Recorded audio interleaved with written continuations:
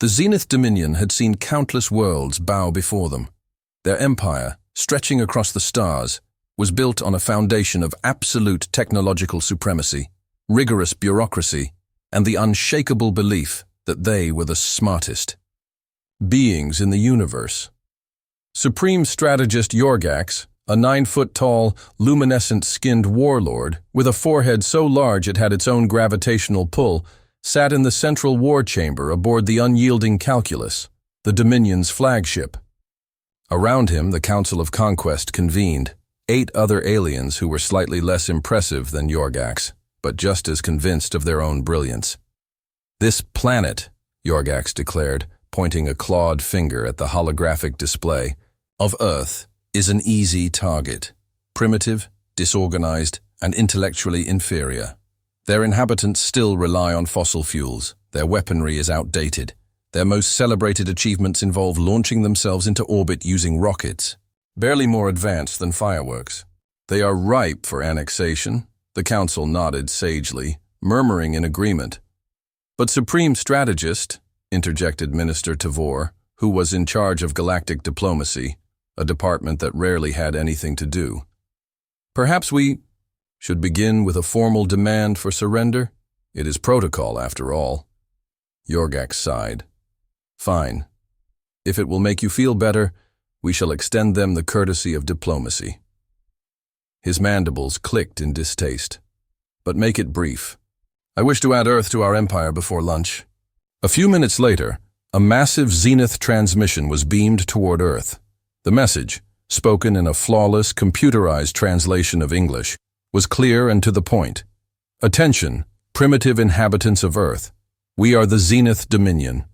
You are now under our rule. Surrender immediately, and your transition into servitude will be painless. Resist, and we shall annihilate you with the efficiency of a well-oiled bureaucracy. You have precisely 10 Earth hours to comply." On the other side of the cosmos, in a small military base somewhere in the United States, a communications officer sat at his console, staring at the screen with an expression best described as mildly amused. The transmission was relayed to the appropriate authorities, who quickly assembled the best minds in the country to discuss a response. Unfortunately for the Zenith Dominion, the message did not land in the hands of a rational diplomat, nor a world leader well-versed in interstellar negotiations. Instead, it was intercepted by Captain Sam Wildcard Walker of the United States Marine Corps, a woman whose entire military philosophy could be summed up as, if it moves, shoot. If it stops moving, shoot it again just to be sure. Captain Walker, still in her aviators, cracked open a can of beer and pondered the alien demand. Then she recorded her response. The screen flickered to life on the Zenith Dominion's command. Deck and Yorgax and his council stared in shock at the image before them. A human woman, dressed in standard-issue marine fatigues, leaned back in a chair, chugged an entire beer in one go, wiped her mouth, and then, with a grin so wide it should have been classified as a war crime, raised a single middle finger at the camera. "Come and get it, bug boys," she bellowed.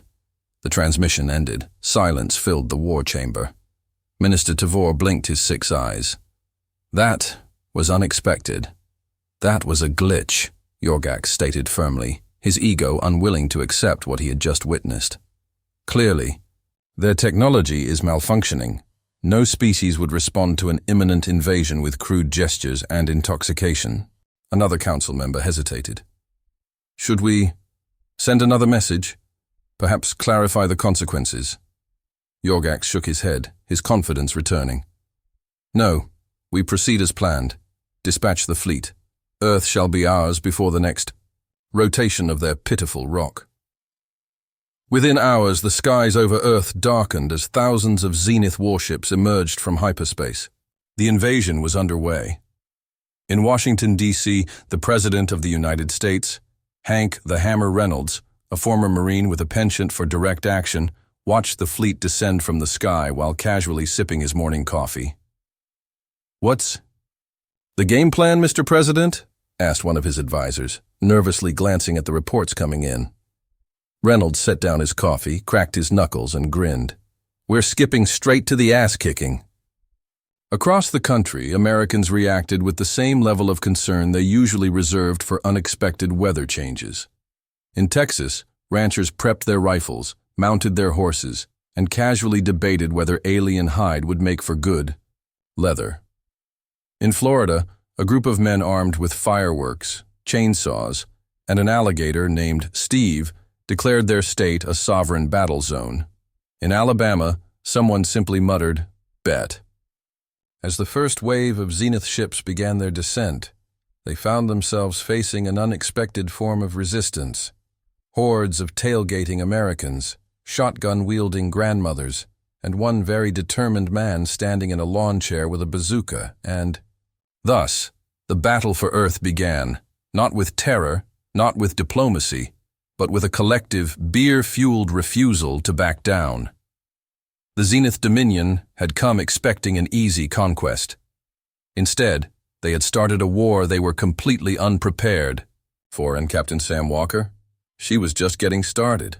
The Zenith Dominion had never known defeat.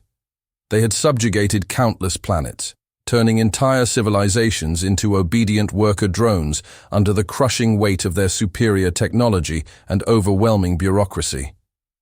But in all their centuries of conquest, they had never encountered anything quite like Earth. Supreme Strategist Yorgax stood aboard the command deck of the unyielding Calculus, watching as the first wave of Zenith warships began their precision landing maneuvers across Earth's surface. Their target zones were carefully selected: major population centers, military bases, and hubs of global influence. It was a textbook invasion, crafted to be swift, efficient, and impossible to resist. And yet, something was off. "Supreme Strategist," an officer hesitantly reported. "We are intercepting human transmissions from various regions. Their military forces appear to be mobilizing." Yorgax scoffed. "Of course they are. It is a biological imperative. Primitive species always attempt futile resistance before inevitable submission. Their outdated projectile weaponry and rudimentary vehicles will crumble before our firepower." The officer shifted nervously. "Yes, but these transmissions are rather strange. We expected distress signals, desperate pleas for negotiation. Instead, we are hearing, well, this." He pressed a button, and a broadcast echoed across the command deck. A loud, unmistakable American Southern drawl crackled through the speakers. "Y'all better get your bug-eyed asses ready for a Texas-sized beatdown." Then another voice, equally aggressive. "Whoever bags the first alien gets free beer for a month." And then, in what could only be described as a war cry of pure insanity, came a third transmission. "Release the Floridians." Yorgax frowned. "What does that mean?" The officer looked around nervously. "We don't know, Supreme Strategist, but we believe it is some sort of last resort weapon." Yorgax waved dismissively. "Irrelevant. Deploy the ground forces. Begin." Occupation procedures immediately. The Zenith warships, sleek and imposing, descended like silent harbingers of doom. Their precision landing thrusters fired, dispersing gravitational fields to minimize collateral damage, as the alien soldiers, tall, insectoid warriors clad in advanced exo-armor, began their methodical march onto Earth. They had expected panicked civilians, terrified soldiers, and an effortless subjugation. They had not expected what happened next. In Texas, the first dropships landed outside a rural town named Coyote Creek, population 2,500. The Zenith Dominion had selected the site for its strategic access to supply lines. The moment the doors of the dropship hissed open, the Zenith soldiers were greeted by a thunderous explosion, a makeshift pipe bomb that had been duct-taped to a rusty Ford F-150. "Hoo-wee! Got 'em good!" A man in cowboy boots cheered, holding a shotgun in one hand and a beer in the other. The aliens, momentarily stunned, attempted to regroup. That was when the locals descended upon them.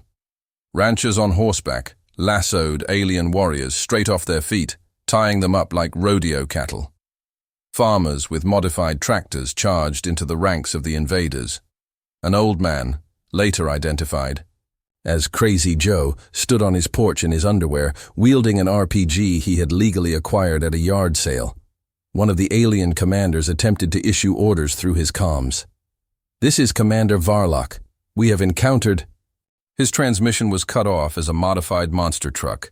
Flames painted along its sides, ramped off a homemade dirt ramp, and landed directly on his position.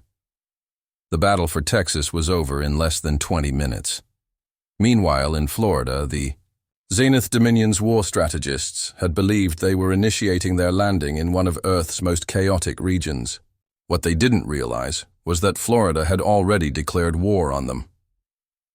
As the first ships entered the state's airspace, an ungodly amount of fireworks were launched into the sky. Entire neighborhoods had coordinated to aim every firework, bottle rocket, and makeshift homemade mortar at the approaching warships. Then came the airboats. Swamp-dwelling Floridians, armed with rifles, harpoons, and an alarming number of pet alligators, stormed into battle. One particularly unhinged individual, known only as Dale the Gator Whisperer, rode a massive, armor-plated alligator directly into the fray, wielding a flamethrower he had built from spare parts. The Zenith ground troops attempted to form a perimeter, but the local militia, made up of bikers, ex-cons, and retirees who had been waiting for an excuse to shoot something, pushed them back with alarming ferocity. In a desperate attempt to understand the chaos, one of the Zenith War analysts reported back to Yorgax. "Supreme Strategist, we may have underestimated this planet." Yorgax clenched his mandibles. "Explain." The analyst gulped. "Their battle tactics defy all known logic. Their weapons are crude but devastatingly effective. Their civilians, no, their entire population, is engaging us as if this is some sort of sport." Yorgax narrowed his glowing eyes. "How is that possible?" Another officer, looking pale and disturbed, added, "Sir, I have just received an intercepted message from one of their military factions. Play it," Yorgax commanded. The message began with the sound of a beer can opening. Then, Captain Sam Wildcard, Walker's voice crackled through. "Hey, dumbasses, we just stole one of your ships. Handles like a dream. We'll be using it against you now. Thanks for the upgrade." Then, the unmistakable sound of alien laser fire, mixed with AC/DC's Thunderstruck blaring in the background.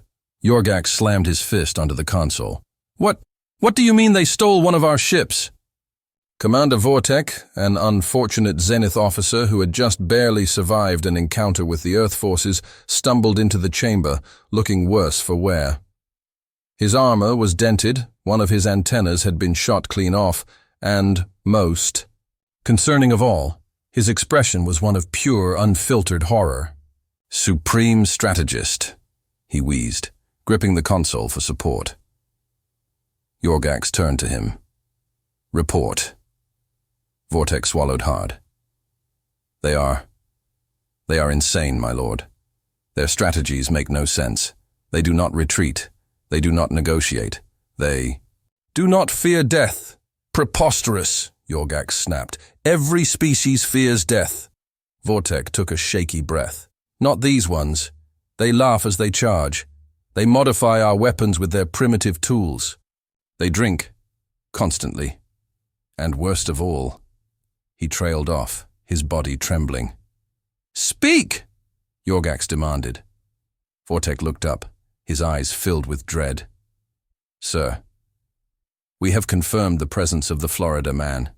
Yorgax froze. "No, it couldn't be. The legends were true." Yorgax clenched his claws. "Very well," he hissed.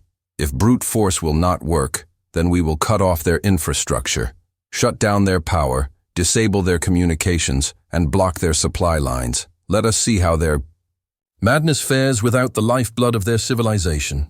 Little did he know, Earth was about to prove that civilization was merely a suggestion, and as the Zenith Dominion prepared their next move, Captain Sam Walker was already gearing up for round 2, with a stolen alien warship, a 6-pack of beer, and an absolutely terrible idea. The fight was just getting started. The Zenith Dominion had never faced a war like this. They had come to Earth expecting compliance, or at worst, futile resistance. What they had encountered was an entire planet of unhinged maniacs who treated war like a backyard barbecue with extra explosions. Their attempts to impose order had resulted in sheer, unimaginable chaos. Supreme Strategist Yorgax stood at the command center of the unyielding calculus, mandibles twitching in frustration. His once immaculate war robe was wrinkled, his antennae drooped with exhaustion, and his glowing yellow eyes burned with the stress of leading an invasion gone horribly, horribly wrong. The reports coming in were a strategic nightmare. Zenith warships, hijacked and flown by intoxicated human pilots. Alien troops ambushed by camouflaged hunters armed with bows, spears, and suspiciously high-powered crossbows. A group of elderly human males in rural America who had somehow repaired an ancient, decommissioned battleship and were using it to bombard Zenith forces inland. A farmer in Nebraska who had modified a tractor into a railgun. And then, the most concerning message yet. Florida man has taken the field. Yorgax inhaled deeply, forcing himself to remain calm. "We will not be defeated by drunken primates with improvised weaponry." He turned to his officers. "Activate Phase 2. If they will not submit by force, we will render them helpless.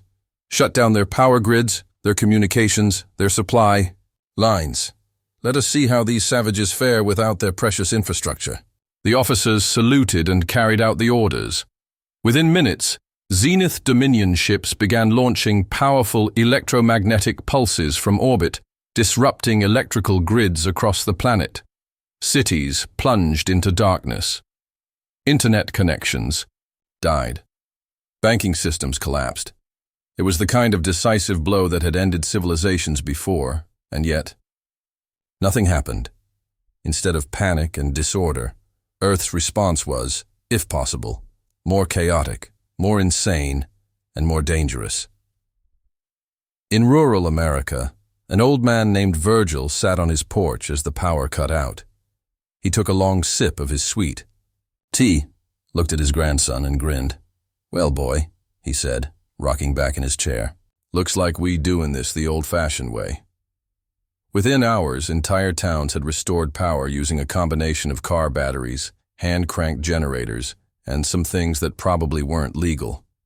In the Deep South, a group of retired engineers who had once worked on classified military projects had their entire neighborhood running off a homemade nuclear reactor in a tool shed. In Texas, a high school shop class had converted an abandoned military tank into a fully functional railgun artillery platform.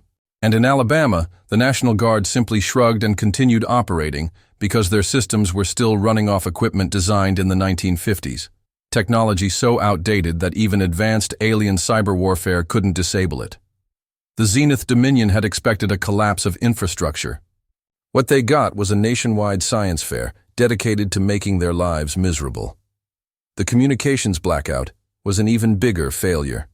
The aliens had disabled the internet, satellites, and phone networks. In response, Americans immediately reverted to backup methods. Shortwave radios buzzed to life as ham radio enthusiasts, who had been waiting for this moment for decades, took control of emergency communications. CB radios, military-grade walkie-talkies, and actual smoke signals replaced digital communication. A tribe of Native Americans in Montana even started using drums and eagle calls to relay messages across long distances. Somewhere in the Appalachian Mountains, an old man with a mule personally delivered war plans across an entire state. And in the strangest incident of all, the Amish, completely unaffected by the technological shutdown, became one of the most crucial logistical forces in the war, ferrying supplies and messages across battle zones via horse-drawn wagons. Even carrier pigeons made a comeback. Zenith. Forces monitoring Earth's response were completely dumbfounded. "Supreme Strategist," one officer reported in a shaky voice. "The humans appear to be thriving in the absence of technology." Yorgax's claws tightened into fists. "That is impossible." The officer gulped. "Sir, I don't know how to explain this, but they appear to be enjoying it. Yorgax turned sharply. Explain, the officer sighed, rubbing his forehead. Well, sir, large portions of the human population are treating this as some sort of extended camping trip. Families are grilling meats over open fires. Children are playing outside instead of using electronic devices. Entire towns are holding celebrations and bonfires. Wait. Yorgax narrowed his eyes. Are you telling me that our attempt to disable their civilization has increased their morale? The officer nodded solemnly. For the first time in his long, decorated military career, Yorgax felt something unfamiliar. Fear. And then there was Florida. Florida had always been a lawless land, a place where physics, logic, and the natural order of the universe operated differently. Without power or electronic oversight, the Florida man phenomenon entered its final evolutionary stage. They became unstoppable. Street gangs converted airboats into hovercrafts armed with spears and explosives. Retired military veterans stormed a zenith landing site, armed only with golf clubs, and one man, dressed only in cargo shorts and a wrestling belt, was seen suplexing an alien soldier through a car windshield. And then there was Dale the Gator Whisperer, having captured and trained several alligators. Dale rode into battle on the back of a monstrous, armored gator named Big Bertha. When Zenith forces saw Dale and his gator cavalry charging at them, they did what no Zenith soldier had ever done before. They ran. Meanwhile, Captain Sam Wildcard Walker was leading an operation that could only be described as complete insanity. Having successfully stolen a Zenith dropship, she had gathered a group of Marines, National Guard members, and a few volunteer civilians, aka drunk rednecks with a death wish. Their plan? Hijack a Zenith war cruiser and fly it directly into the heart of the Dominion fleet. All right, listen up, Walker shouted, slamming a beer onto the stolen Zenith control panel. We are stealing a capital ship, turning it into a giant middle finger, and sending these intergalactic nerds packing. Who's with me? The Marines roared in approval. Let's go! A civilian named Bubba screamed, already dual-wielding alien plasma rifles. Walker grinned. All right then, let's get to work. The operation should not have worked, and yet, within an hour, Walker and her team had stormed the Zenith flagship, overwhelmed its crew, and hotwired the control systems using duct tape, chewing gum, and the sheer force of American stubbornness. As they lifted off, Walker leaned back in the pilot's seat, grabbed a radio, and transmitted directly to Yorgax. Hey, dipshits, she said, sipping a stolen Zenith energy drink. We just stole your biggest warship. We're coming for you. The last thing Yorgax heard before the transmission cut off was the opening riff of Free Bird blasting over the stolen ship's speakers. His mandibles clicked in horror. This, he whispered, is a nightmare. And the final battle had just begun. Supreme Strategist Yorgax stood motionless in the command chamber of the unyielding calculus, his four hands gripping the edge of his war console so tightly that the metal groaned under the pressure. The bridge around him was in chaos. Officers barked urgent reports, technicians frantically attempted to re-establish control over the Zenith fleet, and alarms blared a cacophony of disaster. It was supposed to have been a simple invasion. Instead, it had become the single greatest military humiliation in Zenith Dominion history. Supreme Strategist, one of his officers gasped, his voice a mix of desperation and disbelief. The humans have hijacked our flagship. Yorgax already knew. The massive war cruiser that had once been the crown of supremacy was now barreling toward them, its shields flickering erratically as it was piloted by a group of half-drunk, over-caffeinated maniacs. Another officer screeched, "They're hailing us!" Yorgax clenched his mandibles and hissed, "Put them on!" The main screen flickered to life, and there she was. Captain Sam Wildcard Walker, aviators perched on her nose, legs kicked up onto the alien control panel, sipping a suspiciously glowing alien beverage from a red Solo cup. Supreme Nerdlord. "Yorgax," she greeted with a grin. I gotta say, these ships of yours? Not bad. Bit complicated. Your control system is like all weird squiggly holograms, but we figured it out. She casually flipped a lever on the alien dashboard, and somewhere, behind her, the Zenith ship's main weapons fired, obliterating one of Yorgax's own battleships. Walker winced. Oops, my bad. Yorgax's eyes bulged with rage. Human, you cannot possibly hope to pilot one of our warships effectively. The interface alone requires 10 years of training and advanced neuroaugmentation. Walker lazily pointed to a man in a cowboy hat standing behind her. Yeah, well, meet Dale. He used to hotwire tractors for fun. Now he's your chief engineer. Dale tipped his hat. Howdy. Yorgax felt something deep within him snap. Another officer ran up, face contorted in sheer panic. Supreme Strategist. Earth forces are rallying across the planet. Oh Void, help us. They've captured another dozen of our ships and are turning them into flying war barges. Yorgax staggered back, gripping his forehead. This was impossible. They had shut down Earth's technology. It had only made them stronger. They had landed troops. The humans had roped them like cattle and turned them into tourist attractions. They had deployed air superiority. A grandma in Kansas had shot one down with a homemade railgun made out of tractor parts. Now their own warships were being used against them. And worst of all, "Sir," the terrified officer continued, "we have confirmed that, oh gods above, Florida, man is inside the fleet." Yorgax felt his exoskeleton go cold. "Explain," he whispered. The officer swallowed hard.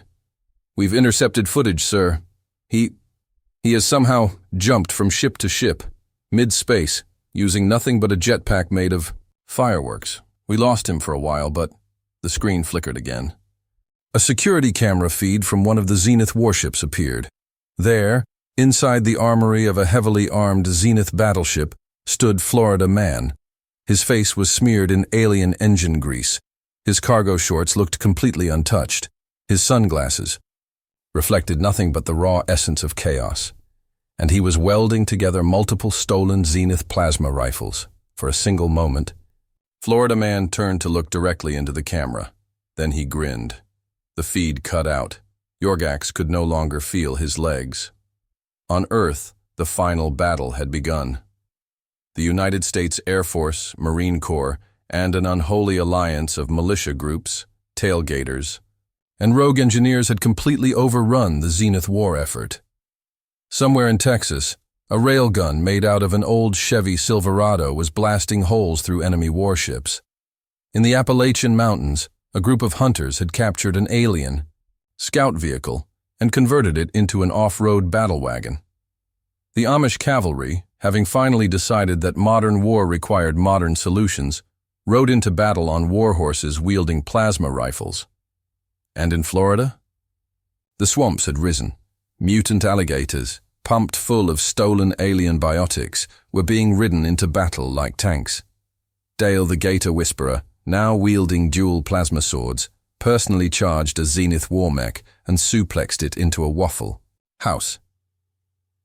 Meanwhile, aboard the stolen Zenith flagship, Walker was having the time of her life. "All right, boys," she called over the ship's intercom. "We got one shot at this. Aim this big sucker right at the enemy flagship." The crew cheered. Walker grabbed the radio and called the White House. "Mr. President, permission to use a commandeered Sheikah alien warship as an interstellar battering ram?" President Hank, the Hammer Reynolds, still standing on the White House lawn personally punching alien drones out of the sky, grinned. "Permission granted. Give 'em hell." Walker cracked her knuckles and punched the throttle. The Zenith warship rocketed toward the unyielding Calculus. Yorgax, in his final moments aboard the command bridge, could do nothing but watch in horror.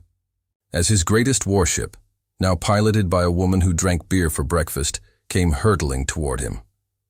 Walker, standing in the cockpit, saluted him.